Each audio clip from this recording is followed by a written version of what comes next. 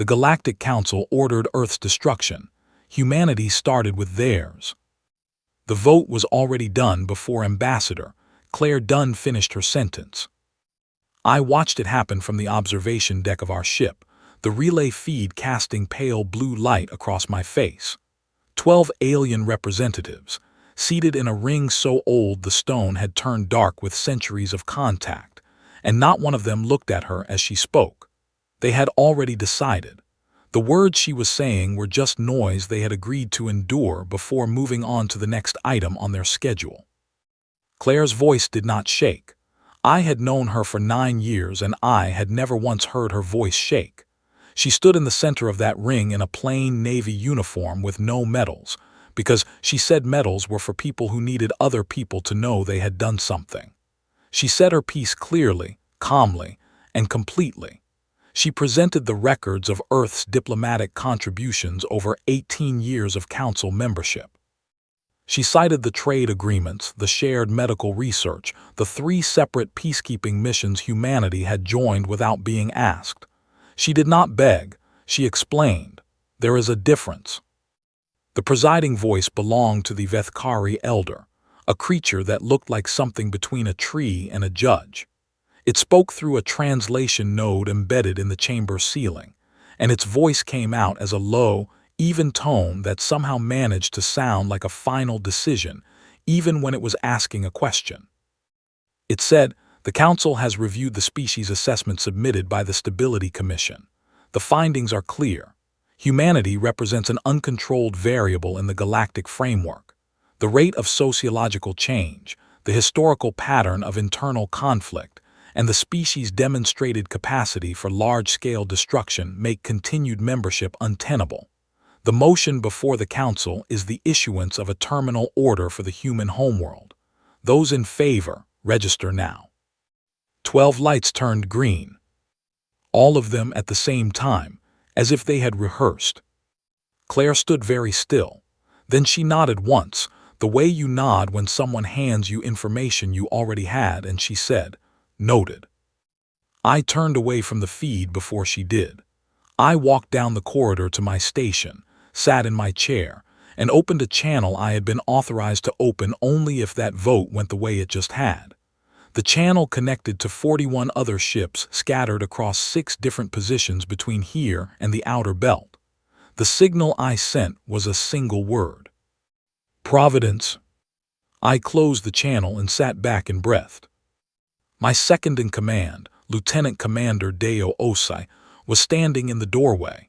He was a quiet man from Accra who had been with me since my first posting. He had a habit of arriving in doorways before you realized you needed someone in a doorway.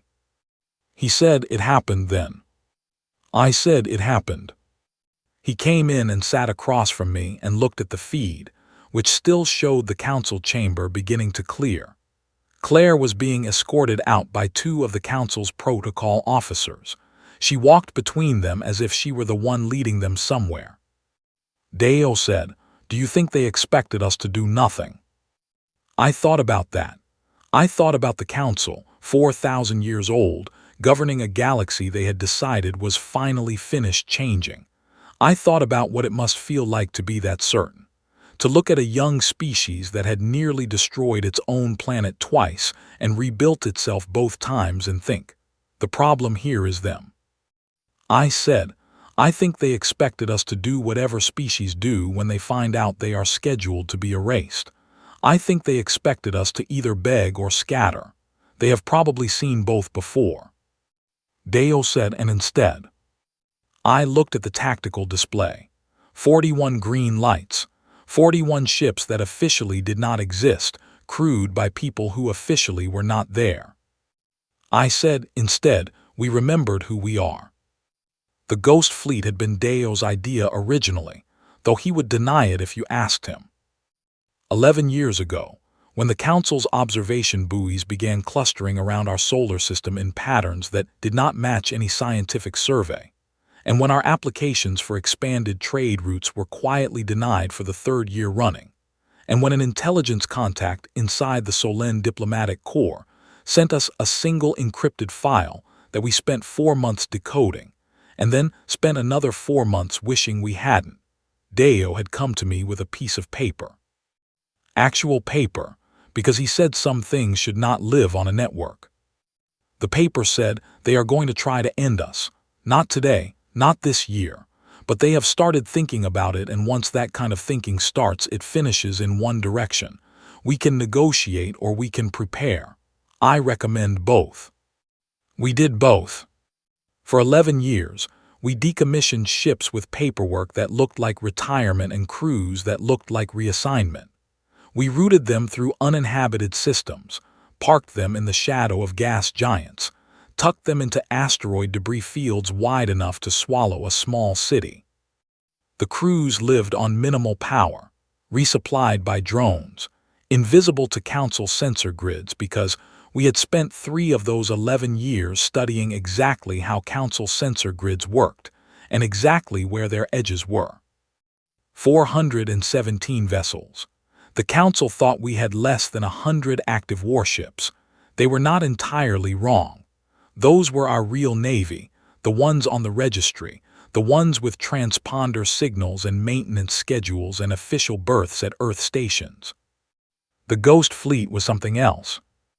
It was the thing you build when you have read enough history to know that the day you need it is the day you will not have time to build it. I sat in my chair and I thought about my daughter Nina, who was 12 years old and currently on Earth, probably asleep, probably dreaming about something that had nothing to do with interstellar politics or extinction orders, or the weight that was sitting in my chest at that moment. I thought, she will not know tonight that anything has changed. She will wake up tomorrow and go to school and come home, and the world will look the same from the outside. I intended to keep it that way. Deo said, the Solen fleet is going to start moving within 48 hours once they process the vote. The Vethkari will take longer. They are methodical. I said, good, methodical is predictable, predictable is useful. He looked at me for a moment and then he said, are you all right? I said, I will be, once we get started. He nodded, he stood up, he went back to his station. I pulled up the Ghost Fleet grid, 41 green lights scattered across the dark, and I thought about everything it had taken to put them there. 11 years of quiet work, 11 years of trusting people with things that could not be explained or justified or even admitted. They had all said yes, every single one of them. Volunteers who legally did not exist anymore, crewing ships that officially were not there, waiting for a word that might never come. Providence. They were moving now, not toward a target, not yet toward a position. The Council had ordered the destruction of Earth. We were going to make them understand that they had made a very significant mistake. I opened my log and I spoke into it quietly, not for the record, but because I needed to hear it out loud. I said, my name is Commander Alara Voss. It is day 1, we are still here, that is enough for now. I closed the log and got to work. 3 words. That is all it took to wake 417 ships. By the time the Council's emergency sensors began logging the first anomalies, the Ghost Fleet had already moved twice. The first movement was a short repositioning, barely 40,000 kilometers for most ships, just enough to step out of the precise coordinates that Council survey data had on file for inactive debris fields. The second movement happened 6 hours later and covered much larger ground. I watched from the bridge of the Prometheus as the tactical grid came alive, not with weapons fire, not with collision alerts, but with presence. Ship after ship registering on our own network, green lights confirming position and crew status and readiness. It looked, on our screens, like a nervous system lighting up. Deo stood beside me, arms folded, watching the same display. He said, how long before their sensors put together a complete picture? I said, the Solen will have a partial count within 12 hours. The Vethkari will have a complete picture within 36, because they are careful and they check their data 3 times before they act on it. The others will wait to see what the Vethkari do. He said, and between now and then. I said we let them look. That was the first lesson we had learned about this kind of situation, and it was a lesson that did not come from any military academy or tactical briefing. It came from something much older. When something you thought you understood turns out to be bigger than you thought, your first instinct is to reach for a category. You try to make it fit a pattern you already have. The Council had a pattern for this. It was called a rebellion. A small species, overmatched, making one last desperate gesture before the inevitable. We were not going to be a rebellion. We were going to be something they did not have a category for. The Ghost Fleet was not designed to win a conventional engagement. It was designed to make a conventional engagement impossible to fight. Every ship in the fleet had been chosen and refitted for a specific function, and those functions did not overlap in the way a standard Navy's functions overlap. There were no 3 identical destroyers sitting in a row. There was one ship whose entire interior had been converted into an electronic warfare platform, capable of producing false sensor returns across a corridor 40,000 kilometers wide. There was another whose cargo holds were full of drones, each one broadcasting the energy signature of a ship 3 times its size. There was a former mining freighter, whose crew of 23 had spent 4 years learning the exact handshake protocols of Council relay nodes, and could now walk into one digitally without triggering a single alarm. What we had was not a hammer, it was a set of keys. I thought about the Council watching their sensors light up and trying to count. I thought about their analysts sitting in front of displays and writing numbers down and looking at those numbers and not quite believing them. I thought about the moment when the count stopped making sense, when the ships they were seeing did not match any configuration they had seen before, when the movement patterns did not follow any doctrine they could identify. I thought, good, think harder. The first direct contact came 14 hours after the Providence signal. It was not a fleet engagement. It was a single Council patrol vessel, a Vethkari reconnaissance ship called something that translated roughly as patient observer, which was perhaps the most Vethkari name I had ever heard. It had come within sensor range of 2 of our Ghost Fleet ships parked in the shadow of a dead moon at the outer edge of Council-controlled space. The patrol ship did not fire.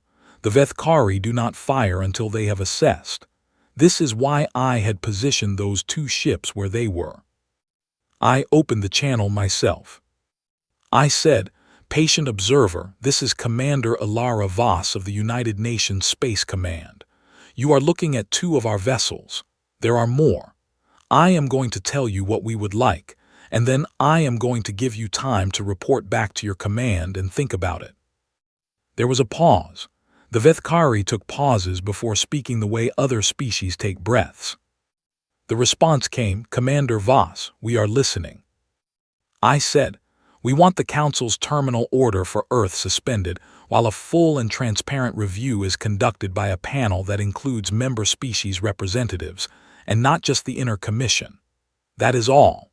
Suspend the order, form the panel, and we will hold our current positions. Refuse, and we will begin demonstrating that the positions we currently hold are inconvenient for a significant portion of Council infrastructure." Another pause, longer this time. The response came, "We will carry your message." I said, "I know you will. That is why I chose you." I closed the channel and looked at Deo. He said, "The word inconvenient was a good choice." I said, I was going to say something stronger, but the translator node might not have carried the tone correctly. He almost smiled. Deo almost smiling was the closest he got during operational hours, and I had learned to read it the way you read weather. The Ghost Fleet spent the next 30 hours in motion, not toward Council ships, not toward inhabited systems, toward infrastructure. The Council's interstellar network was built on relay nodes, each one a fixed installation roughly the size of a sports stadium, positioned at calculated intervals to allow faster-than-light communication across their territory. There were approximately 900 of them. We had identified 63 that sat at particularly important junctions. junctions where the loss of communication would create cascading delays across multiple council species simultaneously. We moved toward those 63 without broadcasting our approach. We did not hide exactly. We simply moved in ways that kept the count uncertain. The electronic warfare ship produced ghost contacts in directions we were not going. The drone carrier released a screen of false signatures in a pattern that looked like a flanking move toward a council shipyard, which pulled 3 of their fast-response wings in the wrong direction. By the time the Vethkari had finished their second sensor sweep and confirmed the discrepancy in their counts, we had ships within operational range of 41 of those 63 relay nodes. Not destroying them, positioned near them. I opened a council-wide broadcast on every frequency we had, which included several frequencies we were not officially supposed to know about. I said, "This is Commander Alara Voss. The vessels you see near your relay network are not there to destroy anything. They are there because the Council needs to understand what the conversation we are about to have actually costs. Every relay node my ships are positioned near can be taken offline within 4 minutes. We do not want to do that. We want a suspension of the terminal order and a fair review. The cost of refusing is your communication network. You have 48 hours to respond." I cut the channel. Deo said, "They are going to call it an act of aggression." I said, "They ordered the destruction of a planet. I am struggling to lose sleep over what they call this." He was quiet for a moment. Then he said, "We lost the Hadley." I stopped. The Hadley was a mid-size interdiction ship, 29 crew. It had been moving toward relay node position 14 when a council fast-response wing had caught it in a corridor we thought was clear. The wing had fired without issuing a warning. The Hadley had no time to respond. 29 people. I sat with that number for a long moment and did not say anything. Dale said, "The crew knew the risk." I said, "Knowing the risk does not make the names shorter." He looked at me steadily and said, "No, it does not." I pulled up the roster, 29 names. I read every one of them. I did not do it out loud. I did it the way you do when you need to make sure you remember something exactly. Then I made a note in the mission log, and I kept working. Because the 29 people on the Hadley had put themselves in that position for the same reason I was sitting in this one. Because someone had to. Because the alternative was a planet of 8 billion people who had never signed up for anything and would never get a chance to. 29 for 8 billion is not a trade you want to make. It is a trade you make because refusing it means something worse. I said to Deo, "Inform the Hadley's families through the secure channel. Make sure they know the names are being kept." He said, "Already done." I looked at the tactical grid, 40 green lights now.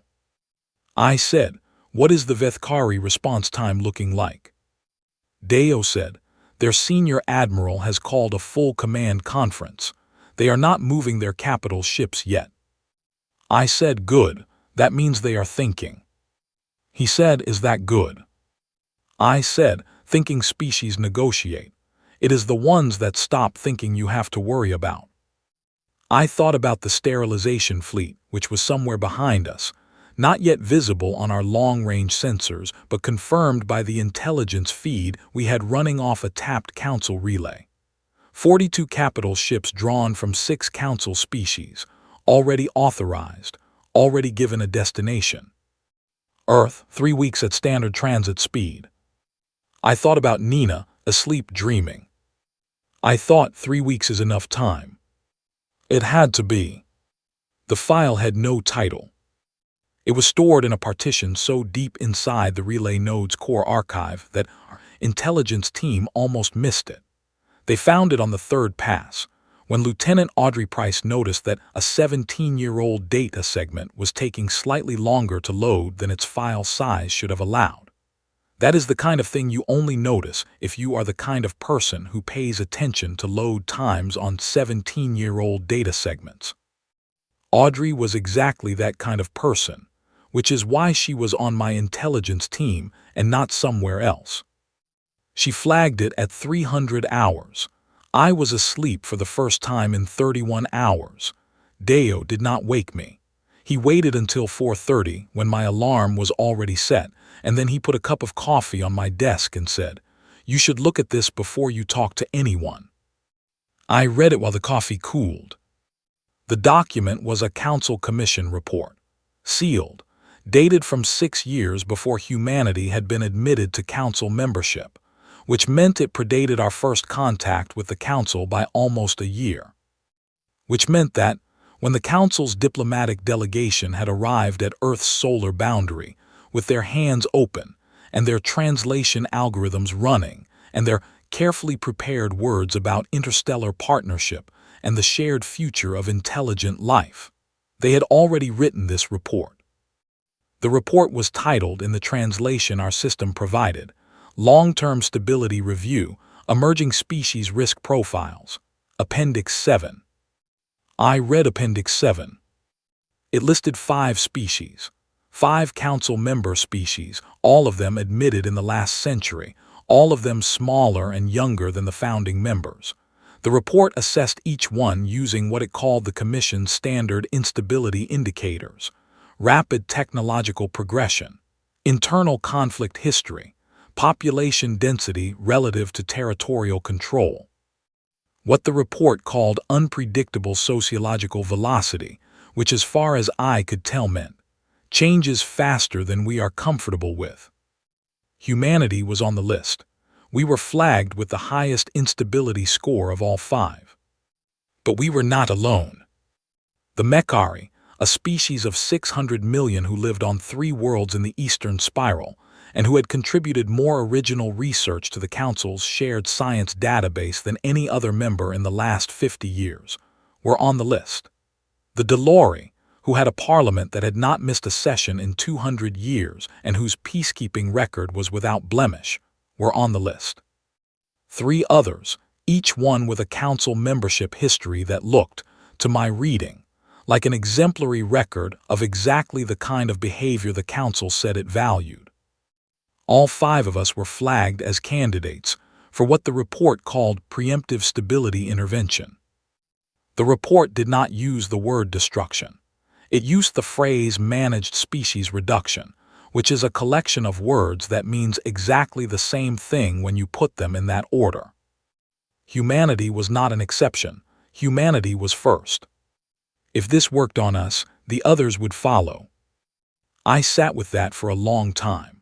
I thought about the Vethkari elder reading our verdict aloud. I thought about 12 green lights turning on simultaneously. I thought about the kind of institution that holds a meeting about which of its members to erase and writes the minutes in careful, formal language, as if that makes it something other than what it is. I thought about Claire Dunn standing in the center of that chamber, making her case to people who had made their decision 6 years before she opened her mouth. I said to the empty room, they were never going to listen. Deo knocked and came in. He sat down across from me without saying anything. I pushed the file across the desk toward him. He read it. It took him about 7 minutes. He is a careful reader. When he finished, he looked up and said, "The other 4 species do not know." I said no. He said if they did. I said, that is exactly what I am thinking. The question of what to do with the file was not complicated strategically. It was complicated in every other way. Releasing it meant taking something private and institutional and spreading it across every communication frequency in Council space, in every language our systems could produce, to every species that had a receiver pointed in our direction. It meant reaching into the Council's internal machinery and pulling something out in front of everyone. It also meant that what happened next would not be just our problem to carry. Deo said, "Once it is out, we cannot take it back." I said, "I know." He said, "The species on that list are going to have reactions we cannot predict." I said, "Good. Unpredictable reactions are one of the things the Council is apparently afraid of. Let us remind them why." Deo said, "Ilara." It was the only time during an operation he ever called me by my first name. It meant he was about to say something he needed me to actually hear. He said, "I have been with you for 9 years. I think what you are doing is right. I think it is probably necessary. I also want to say out loud before we do it that we are going to change things. Not just for us, for all of them. And some of those changes are going to be hard and we are not going to control all of them." I said, "I know." He said, "And?" I said, "And I thought about Nina this morning. I thought about what kind of galaxy I want her to grow up in. And then I thought about the Mechari and the Delori and the others, and I thought about what kind of galaxy their children are growing up in right now, without knowing any of this." I looked at the file on the desk between us. I said, "We do not get to keep this. It does not belong to us." Deo nodded once. He said, "Then let us do it properly." We spent 4 hours on the broadcast. Audrey and her team prepared 17 language versions, each one checked twice for translation accuracy. We did not add commentary. We did not frame it with accusations or arguments. We released the document exactly as it was, with a single header that read, "This was found in Council Relay Node 14. We believe every Council member species has the right to read it." Then we sent it on every frequency we controlled, including the several we were not supposed to know about. The response was not immediate. It was not a single thing. It was more like watching a fault line shift, slow at first and then suddenly not slow at all. The Mechari ambassador to the Council submitted a formal withdrawal of confidence in the Commission within 6 hours. The Delori Parliament voted to recall their Council representative within 9. 2 of the other flagged species began moving fleet assets in patterns that no longer aligned with Council coordination orders. A dozen unflagged species went silent on Council channels, which in diplomatic terms is its own kind of statement. The Vethkari admiral, whose name translated as one who measures twice, sent a direct channel request to the Prometheus. Not to the Council, not through official channels, directly to us. I took the call. The admiral said without preamble, "The document is authentic." I said, "Our team's verification is attached to the broadcast. You are welcome to run your own." A pause, then, "We ran hours before contacting you." I said nothing. I let that sit. The admiral said, "The Inner Commission did not have authorization from our Senate for this kind of review." I said, "I gathered that from the fact that it was hidden in a sealed partition inside a relay node archive." Another pause, longer. The admiral said, "The sterilization fleet order was issued by the Inner Commission. It was not ratified by the full Council body." I said, "I know." The admiral said, "That is a significant procedural failure." I almost said something sharp. I did not. I said, "Yes, it is." The admiral said, "The Vethkari fleet will hold its current position pending a full Senate review. We are not in a position to support the Commission's order at this time." The sterilization fleet, 42 capital ships, the Vethkari had contributed 11 of them. 11 ships holding. I said, "I appreciate that, Admiral." The call ended. Deo said, 11 down, 31 to go. I said, "The 31 are already nervous. Let us give them a reason to be something other than nervous." The Ghost Fleet began its second major movement 4 hours after the broadcast. This time, we were not repositioning near infrastructure. We were moving toward the remaining sterilization fleet ships, the ones still holding their course toward Earth, the ones whose home governments had not yet recalled them or paused them or even issued a public comment. We did not go in fast. We did not come in weapons ready. We came in slowly, from multiple directions, in numbers that made the math very clear to anyone looking at a tactical display. The first ship to break off was a Solen carrier. Then 2 more. Then a cluster of 4 from a species called the Hareth who had not said a single word publicly, but who apparently had a Senate that read the same document we had just broadcast and asked some very pointed questions of their fleet command. By the end of the day, 31 ships had become 19. By the following morning, 19 had become 8. 8 ships still moving, still heading toward Earth. 8 captains who had either not received new orders or had decided that the orders they had were still the ones they were following. I looked at those 8 contacts on the tactical grid for a long time. Deo said, "We have to stop them."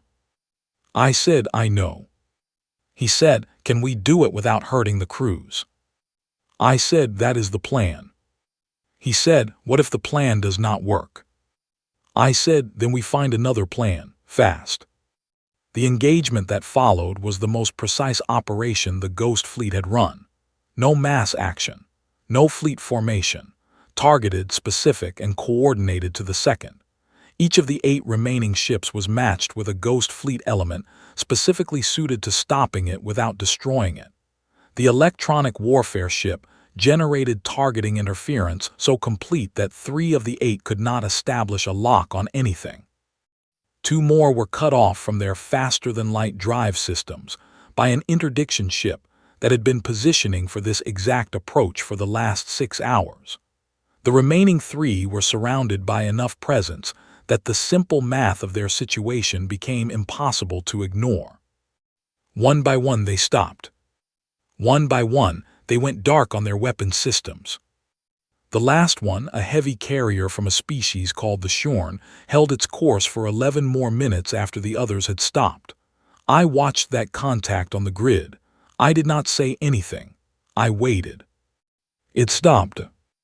I let out a breath I had been holding for what felt like a very long time. The carrier's captain opened a channel. He said, in a voice that carried the weight of someone who has just had a very significant shift in their thinking, "What are your terms?" I said, "You will wait here. We will tell you when you can move and where." He said, "We are a council ship. We do not take orders from a human commander." I said, "You are 8 ships in the middle of a Ghost Fleet, and the council that ordered you here is currently undergoing a full procedural review of the authority it used to issue that order. You are not taking orders from me. You are making a practical decision. I suggest you make it."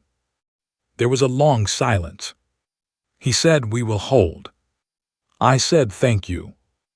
I cut the channel, and for just a moment, I put my hands flat on the console, and I closed my eyes, and I thought about Nina, and I thought about the 29 people on the Hadley, and I thought about Appendix 7, and I thought about what we had just prevented. Then I opened my eyes and looked at Deo. He said, "Earth." I checked the long-range sensor feed. I said, "Clear, nothing incoming." He said very quietly, "Good." I said, "Get some sleep, Deo. Tomorrow we have to figure out what comes after tonight." He almost smiled. The council chamber smelled different with half the seats empty. I noticed that the moment I walked in. Not a metaphor, not a detail for the record. A physical fact. 6 of the 12 species that had filled this room 3 months ago with their certainty and their unanimous green lights were not represented today. 2 had sent observers instead of ambassadors. 4 had sent nothing. The room that had once felt ancient and settled and immovable now felt like a house where someone had taken down all the pictures and not yet decided what to put back up. I was not an ambassador. I want to be clear about that. Claire Dunn was an ambassador. She was sitting to my left, same plain uniform, same posture she had held in this room 3 months ago when she stood in the center and was not listened to. I was the person who had been asked to speak because the events of the last 3 months had apparently made it difficult for the remaining council members to treat this as a routine diplomatic conversation, which was fine by me, because it was not a routine diplomatic conversation. The presiding voice today was not the Vethkari elder. The elder had retired from the position pending the Senate's review of the Inner Commission's authority. The seat was filled today by a younger Vethkari named something that translated as New Measurement, which I found quietly fitting. New Measurement called the session to order in the same level tone the council always used, and then looked at me and said, "Commander Voss, you have the floor." I had written notes. I did not look at them. I said, 3 months ago, the Inner Commission of this council issued an order to destroy the human homeworld. That order was not ratified by the full council body. It was not preceded by any process that included humanity's representation or defense. It was based on a commission report that assessed 5 council member species as candidates for erasure, and did so without the knowledge of those species, without the knowledge of most of the council's own membership, and without any mechanism by which any of those species could respond to the assessment or challenge its conclusions. I paused and let that sit. I said, "I am not here to explain what we did in response to that order. The record speaks for itself, and you have all read it. I am here because the question of what happens now is one that requires this room to make a decision that is more important than any decision it has made in a very long time, not because of Earth, not because of what we did, but because of what was discovered in Relay Node 14. I looked around the room. 6 species present, counting the observers. The Vethkari Admiral, one who measures twice, was in the room, not seated in the council ring but standing along the wall. The Admiral had not been appointed to a council position. I had asked specifically that the Admiral be present, because I wanted someone in the room who had made a decision under pressure and made it towards something rather than away from something. I said, "We found a document that showed this institution had already begun planning which of its members to remove from existence before those members had any idea the conversation was happening. That document was hidden. It was sealed. The species named in it had been in full compliance with every council expectation during the entire period that document existed. And 5 of those species are represented in this room right now, having only recently learned what was being planned for them." I let that sit longer. I said, "So the question is not how we punish the Commission. It is not how we structure the diplomatic relationship between Earth and the Council going forward. The question is whether this institution, as it currently exists, is capable of being something that its members can actually trust. Because if it is not, then the conversation we are having today is not a resolution. It is a pause before the next crisis." New Measurement said, "What is it that you propose, Commander?" I took out the document. It was 12 pages. I had written it with Claire and with Deo and with 3 specialists in interstellar law who had been working on it quietly for 2 months while everything else was happening. It was not perfect. Nothing 12 people write in 2 months under operational conditions is perfect. But it was honest and it was specific, and it addressed the things that needed addressing rather than the things that were easy to talk about. I placed it on the table. I said, "This is a framework proposal, not a treaty, a starting point. The core elements are 3. First, any motion affecting the membership status, territorial integrity, or population of a member species requires a ratified supermajority vote from the full council body, not the Inner Commission. Second, all sealed commission reports are accessible to member species ambassadors within a defined review period of no more than 50 years. Third, each member species has the right to appoint one representative to an independent review body that has the authority to pause any commission decision pending full council ratification." I said, "These are not radical changes. They are the minimum conditions for this institution to be something that its members are not afraid of." The room was quiet. The Solen observer, a still figure in the center section who had not moved once since I began speaking, said in its characteristic unmodulated voice, "The Solen community notes that 2 of these proposals were raised in early council formation discussions approximately 300 years ago and were declined at that time." I said, "Yes, I read those transcripts. I think 300 years of evidence has updated the case." A pause. Then the Solen observer said, "The Solen community is prepared to consider these proposals in formal session." The Harith ambassador, whose people had pulled their ships from the sterilization fleet and had since issued the most pointed formal statement of any council species regarding the Commission's conduct, said, "The Harith Senate has already discussed a version of this framework. We support the opening of formal negotiations." The Mechari representative said, "As do we." The Delori had sent an observer, not a full ambassador. The observer said, "The Delori Parliament's position is that no negotiation can be considered legitimate while the terminal order for Earth has not been formally withdrawn, and the original Commission report has not been officially struck from the Council record." I looked at New Measurement. New Measurement said, "The matter of the terminal order's formal status will be addressed in this session.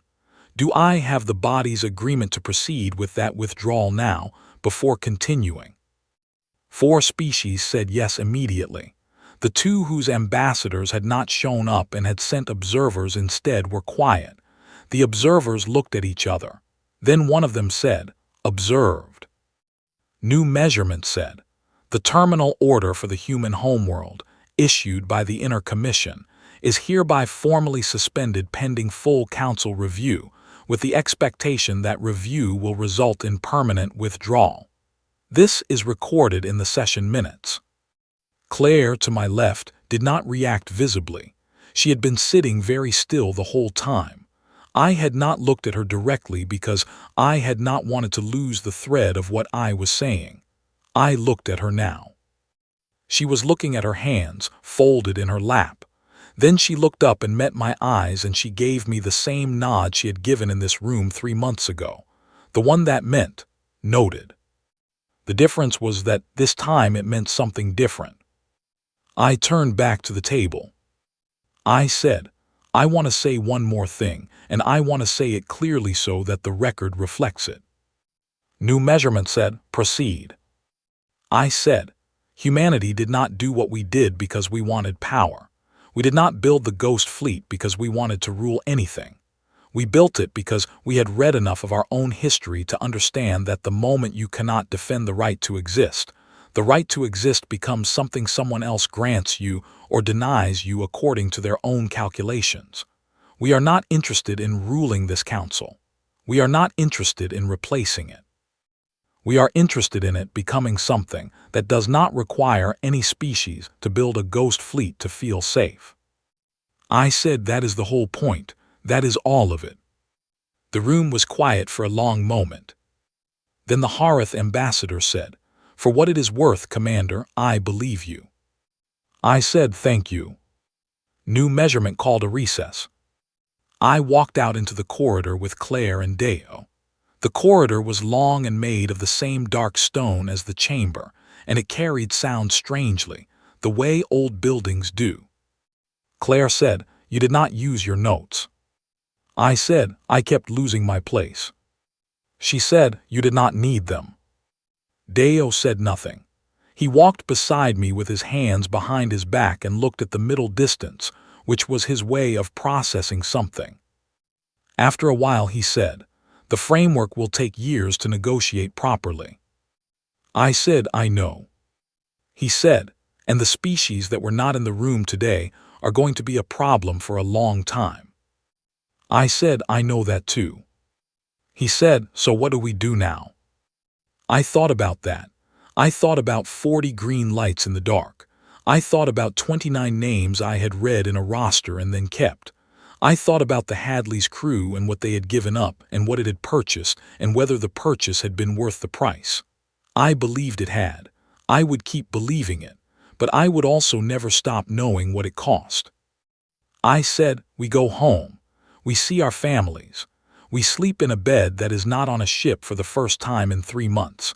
And then we come back and we do the slow, difficult, unglamorous work of making sure this thing we built actually holds." Deo said, "That is not a very exciting answer." I said, "No, but it is the true one." Claire said, "I will take the boring answer over the exciting one right now." We walked out of the building into a kind of twilight that this world produced at this time of day, a deep amber that came from its secondary star low on the horizon. The air was thin and slightly cold and smelled like nothing familiar. I looked up at the sky, which was full of stars. They had been there long before the council. They would be there long after all of this. They did not care about commissions or terminal orders or ghost fleets or framework proposals. They were just there, the same as always, waiting for intelligent life to figure out what to do with the space between them. I thought about Nina. I thought about her looking up at the same stars from Earth tonight, not knowing what they had almost cost us, not knowing what had happened up here to make sure she could keep looking at them. I opened a personal channel on my communicator, not a mission log, not a command channel, just a voice note.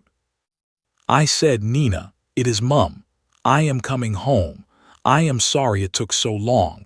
There is a lot I want to tell you when I get there. Most of it is probably too complicated for a voice note, but the short version is that things are better than they were, not perfect. They are never going to be perfect, but better, and that is worth something." I paused. I said, "I love you. I will see you soon." I closed the channel. Dale said, "Ready?" I said, "Yes." We walked back toward the ship. The stars were still there when I looked back once. They always are. And somewhere between them, something new was beginning. Not an end, not a victory, but the kind of hard and necessary and ordinary work that makes it possible for there to be a tomorrow worth arriving at. We had been ordered into the dark. We had lit it up instead. That in the end is what we are.